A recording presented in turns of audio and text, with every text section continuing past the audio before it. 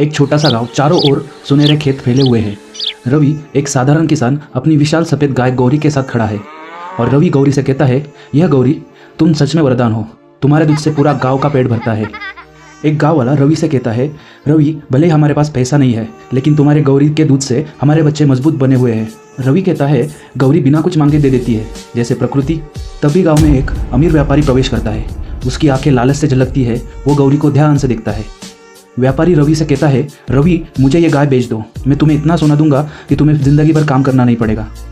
रवि व्यापारी से कहता है, ये गैया बिकाऊ नहीं है, वह हमारे गांव की आत्मा है। व्यापारी मुस्कुराते हुए कहता है, बहुत बढ़िया, जब बुरा समय आएगा तब तुम खुद मेरे पास आओगे। कुछ महीनों बाद गांव में भयानक सूखा पड़ता है। खेत सूख जाते हैं, नदियाँ रेत में बदल जाती है।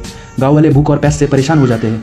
गांव वाले आपस में बात कर रहे थे, अगर बारिश नहीं हुई तो हम क्या खाएंगे, पानी भी खत्म हो रहा है और गौरी के लिए भी कुछ नहीं बचा है। रवि परेशान होकर गौरी की तरफ देखता है।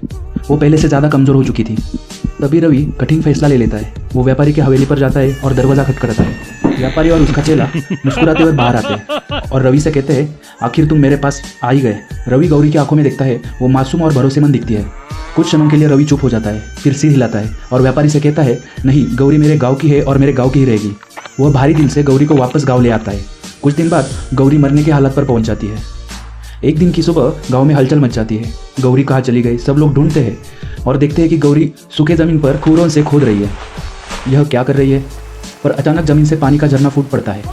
गांव में खुशी की लहर दौड़ जाती है, फसलें बच जाती है। गांव वाले गौरी को चारों ओर से इकट्ठा होकर प्यार देते हैं। रवि गौरी से कहता है, तुमने हमें कभी अकेला नहीं छोड़ा। यह सब नज़ारा व्यापारी भी दूर खड़ा होकर देख रहा था, लेकिन इस बार उसके चेहरे पर शर्मिंदगी है। तो दोस्तों, कैसी लगी कहानी? क्या आपने भी ये गैया को सब्सक्राइब नहीं किया?